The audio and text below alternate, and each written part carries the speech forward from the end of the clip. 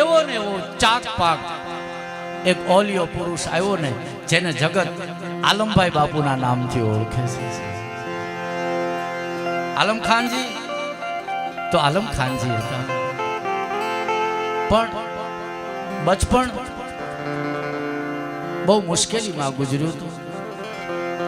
જે જગ્યાએ જમીન હાટું થઈને ઝઘડા થતા હોય, જે જગ્યાએ ગરાસ હાટું થઈને ગોળીઓ હાલતી હોય, જે જગ્યાએ રજવાડા હાટું થઈ અને કાંઈક રમતું રમાતી હોય, એવામાં આલમ ખાનજીને હાચવવા એટલી નાની ઉંમરમાં એમના માવતરને વહમું તો લાગ્યું હશે. માએ કેટલી મુશ્કેલીથી આલમ ખાનજીને ઉછેરીને મોટા કર્યા હશે. એક વખતનો સમય છે, આલમ ખાનજીને એમના બા કહે છે, ભાઈ તું વિરમગામ આપણા બેન ને આ એક આંટો જી આવીશ? આલમ ખાનજી કહે છે, ભાઈ હું તો જી આવો, બીજા કોઈ માણસને હારે નથી મોકલવા. રાજ પોશાક પંડ માથે નથી, એક ઘોડું છે. આલમ ખાનજી પોતે છે રાણપુરથી ઘોડી હાંકી અમદાવાદ વિરમગામ એમના બનેવી સાહેબ વિરમગામના સુબેદારના સિપે સાલાર હતા. એટલે બેનના ઘરે તો દોમ દોમ સાહેબી હતી, જાણે વિરમગામનું રજવાડું બેનના ઘેર ખડું થઈ ગયું હોય.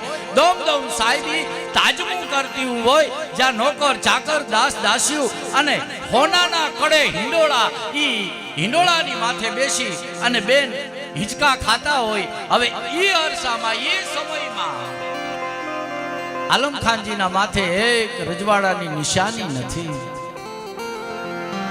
કારણ કે સમયે આલમ ખાનના હીરને લૂંટી લીધું છે. માપ વગરનો બાળકો ફૂઈના આંગણે આવી અને અંદર કેવરાવે છે, અંદર મારા બેન છે, મારા બેનબાને કયો એમના ભાઈ એને મળવા આવ્યા છે. કામ કરવા વાળા નોકર ચાકર દાસ દાસીઓ બધા યાની સામે જોઈને દાંત કાઢે છે. અરે બેનબાનો ભાઈ આવો રાકો, બેનબાનો ભાઈ આવો નમાલો, બાર બેસીને કેવરાવે છે, બેન હામી લેવા ન આવે. નોકર ચાકર દાસ દાસીઓ, એમાં એક જાણીતી બાઈ રાણપુરથી, આપણે ઈ જમાનામાં હારે બાંધ્યું આપવાનો એક સમય હતો. એ વખતે બેનની હારે રાણપુરથી ગયેલી બાંધી આલમ ખાન ભાઈને ઓળખી જાય છે. આલમ ખાન ભાઈને જોઈને કહે છે, હા ભાઈ આવ્યા છે બેન, પણ બહુ બુરી હાલતે છે. બેનને વસમું લાગે છે અને સારો આવકારો આપ્યા વગર ભાઈને અહીંયાથી રવાના કરી દે છે. ભાઈ અપમાનને ભૂલી જાય છે, રાણપુર આવે છે. આંબલિયા ચોરે ઈ વખતની બેઠકો, એમાં અબુભાઈ કુરેશી, એક બાજુની બેઠક અબુભાઈ કુરેશીની રહેતી અને એક બાજુની બેઠક પરમાર દરબારોની રહેતી. એમાં હોય ને ઈ વખતે અબુભાઈ કુરેશી આલમભાઈ માને કહે છે, માં આજ તો ચોરે જવા દે ને જે થાય. આલમભાઈ ચોરે આવે છે. અબુભાઈ કુરેશી માન પાન થી આલમભાઈને પોતાની જગ્યા ઉપર બેસાડે છે અને પોતે સલામ કરે છે કે આવ મારા બાપ, મારા બાળા રાજા, લે અરે બાપ, મારા સાહેબ ખાનજીનો દીવો આજ મારા દરબારમાં આવ્યો છે, આજ મારી પાસે આવ્યો છે. અને અરે મારા બાપ આવ એમ કરી અને પોતાના ખોળામાં બેહારે છે. ત્યારે પિતરાઈઓ બધા હાંસી કરે છે કે રાણપુરની ગાદી ઉપર બેહારો કે બાપ એનો સમય આવશે ને ત્યારે મારો આલમ રાણપુરની ગાદી ઉપર બેસી અને અબુભાઈ કુરેશી વડોદરા દામાજીરાવ સાહેબના સહકારથી દામાજીરાવ સાહેબના કહેવાથી અને દામાજીરાવ સાહેબની વગથી રાણપુરની ગાદી ઉપર ઇતિહાસ તો બહુ મોટો છે સાહેબ. કદાચ આલમભાઈ પરમારની એક વાત કરવા બેસીને તો આ રાત ટૂંકી પડે આપણા માટે. એવડી જબરી વાતો છે સાહેબ. અને રાણપુરનો ઇતિહાસ કહેવા માટે તો આ અવતાર ટૂંકો પડે છે. એવી જબરી વાતો. 1792ની સાલમાં આલમભાઈ રાણપુરની ગાદી ઉપર તપે છે અને એ વખતે સબળસિંહના દામાજીરાવના વહીવટથી, દામાજીરાવના કહેવાથી, દામાજીરાવના વગથી, દામાજીરાવના વસીલાથી અબુભાઈ કુરેશીએ આલમભાઈ પરમારને રાણપુરની ગાદી ઉપર તો બેસાડી દીધા છે. અને સંવંત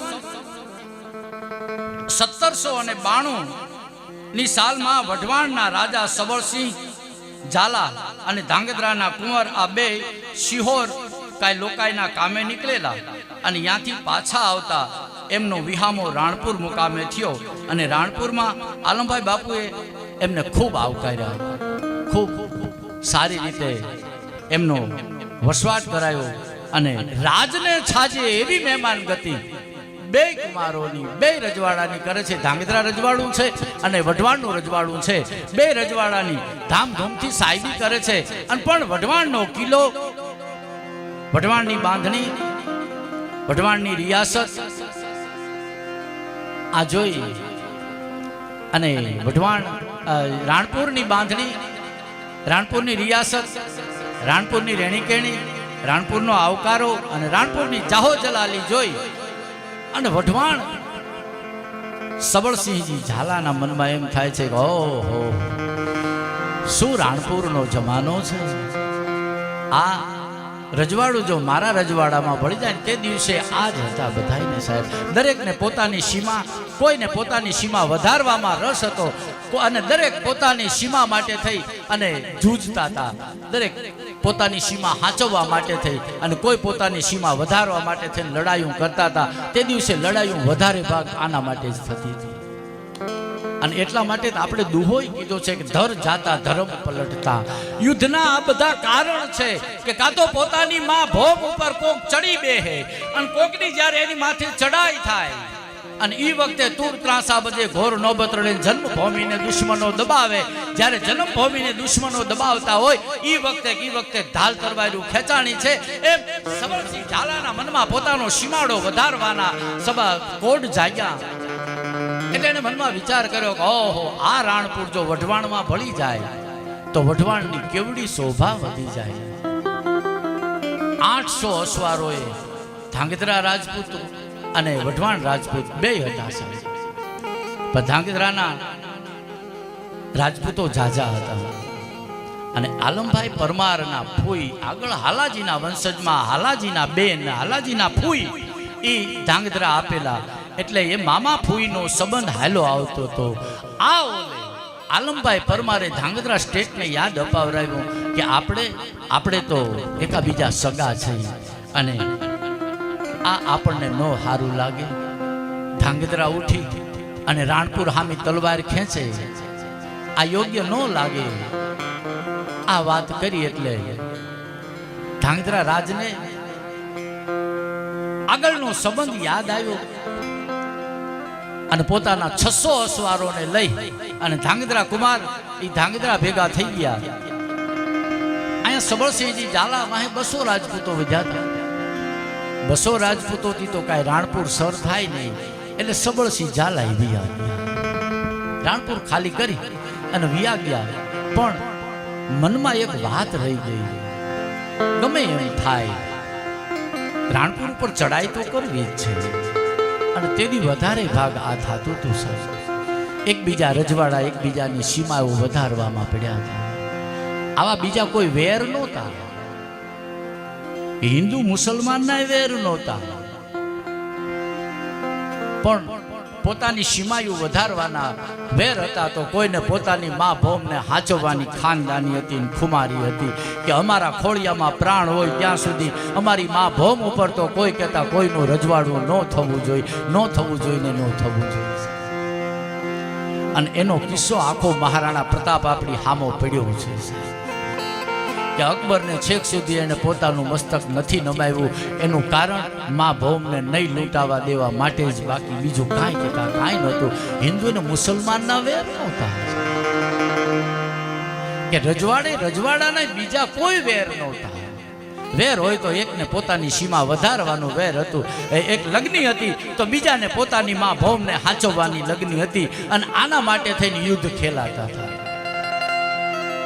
આવા યુદ્ધ જબરદસ્ત હાલતા રહ્યા. એમાં સબળસિંહ ઝાલાના મનમાં એમ થયું કે નો કેમ પરમારો નો શું સર થાય, ગમે એમ કરીને સર કરવા, પરમારોને ગમે એમ કરીને શરણે લઈ આવવા, પરમારો નો કેમ આપણા શરણે આવે, પરમારોને ગમે એમ કરીને વળી પાછું પોતાના રજવાડામાં વઢવાણ વિયા ગયા. અને વઢવાણમાં જઈને વળી પાછી તૈયારી કરી અને તૈયારી કરીને વળી પાછા આવ્યા અને ચૂડા રજવાડાને પોતાની હારે ભેળવ્યા.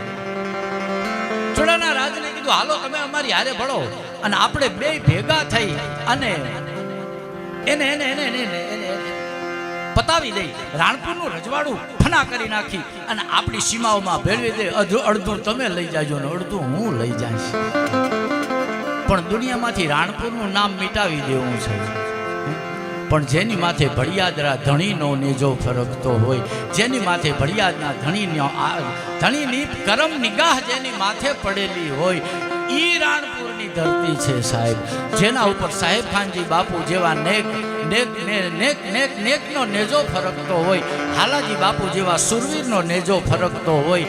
અરે બાપ, અંદર ખાને છેક જો જાઈને તો માંડવરા ધણીનો નેજો ફરકતો હોય સાહેબ. ઈ નેજાને દુનિયામાં કોઈ નો નમાવી શકે. ચૂડાનું રજવાડું આવ્યું છે. સબળસિંહજી પોતાનું રજવાડું લઈને આવ્યા છે અને રાણપુરને ઘેરો નાખ્યો છે. ચારે કોરથી ઘેરો નાખી અને એને એને એને એને ગમે એમ કરીને શરણે કરવા લાગ્યા છે. એ વખતે બરોબર સમાચાર મળે છે કે ધંધુકા દામાજી રાવનો ઉતારો થયો છે. દામાજી રાવ પોતે ધંધુકા પધાર્યા છે. આલમભાઈ પરમાર નાઠા બારીએથી કે ગમે એમ કરી વ્યવસ્થા કરી અને ધંધુકા આવ્યા છે. દામાજી રાવને વાત કરી, દામાજી રાવ મારી ભૂમિ જાવા બેઠી છે. કે બાપ તારી ભૂમિ વગર વાંકે શું કામ જાય? તારે વઢવાણ હારે કાંઈ વેર છે? કે ના બાપુ મારે વઢવાણ હારે કાંઈ વેર નથી. તો કાંઈ ચૂડા હારે વેર છે? ના બાપુ મારે ચૂડા હારે કાંઈ વેર નથી. મેં કોઈનો ચાળો કર્યો નથી, પણ મારી માં ભૌમ દબાવા બેઠી છે. એકોરથી ચૂડા અને વઢવાણ બે રજવાડા બાપુ એક થઈ ગયા છે અને મારા વઢવાણના રજવાડાને દબાવતા આવે છે. આજ આજ આજ બે મહિનાથી આ ઘેરો નાખીને પડ્યા છે, પણ કોઈ સતના આધારે ઈ ગઢ તો મારો ટકી ગયો છે. પણ બાપુ મારો ગઢ ટકે એવું મને લાગતું નથી. કે તો તારા લશ્કરને હુકમ દઈ દે, નાગનેશમાં આશરો લઈ લે. નાગનેશમાં આશરો લઈ લીધો છે અને અહીંયા આવી અને દામાજી રાવ કે છે કે મુંજાવમાં હું લશ્કરને મોકલું છું. અને તરત જ રાજકોટ રૂક્કો લખી અને વડોદરા મોકલ્યો છે. અને વડોદરાથી લશ્કર ઉતર્યું છે અને આવી અને નાગનેશની ફરતું ગોઠવાઈ ગયું છે. આ બાજુ ચૂડાનું અને સબળસિંહ ઝાલાનું લશ્કર ગોઠવાઈ ગયું છે. તોપોના ભડાકા કરી નાગનેશને ઉડાડી દેવાની અને ગમે એમ કરી નાગનેશને નીચે નાખવાની ગણતરી છે. નાગનેશનો કબજો આ લોકોએ લઈ લીધો છે. આ લોકો નાગનેશમાં ભરાઈ ગયા છે. તોપ ફૂટવાની શું કરું છું? નાગનેશમાંથી એ લોકોને કાઢવા તો ખરા, નાગનેશનો કબજો તો એમને લઈ લીધો છે. એટલે બાપુએ કીધું કે લશ્કરને હું કેમ કરી નાગનેશ મોકલું? કે કેમ? તો કે બાપા નાગનેશના કિલ્લામાં તો એ લોકો ભરાઈ ગયા છે અને એને પેલા બહાર કાઢવા પડે. કે એમ? ત્યારે લશ્કર રવાના થયું. લશ્કરની હારે મહાકાળી ને મહાલક્ષ્મી નામની 2 તોપો રવાના કરી છે. 2 તોપો લાવીને ગોઠવી દીધી છે. નદી ચડાવી, ભાદરને કાંઠે 2 તોપોને મૂકી દામાજીરાવ સવારના પોરમાં ઉઠી અને મહાકાળી મહાલક્ષ્મી 2 તોપોની આરતી ઉતારે છે, દીવાધૂપ કરે છે અને જાહેર કરે છે, સફેદ ઝંડી લઈ અને કિલ્લાની ઉપર ચડી જાઓ. કિલ્લામાં ભરાણેલા માણસોને જાહેર કરી દો કે તોપો હાલશે, ગર્ભવતી બાયુના ગર્ભ છૂટી જશે, ધરતી ફાટી જશે, કિલ્લો જમીનદોસ્ત થઈ જશે.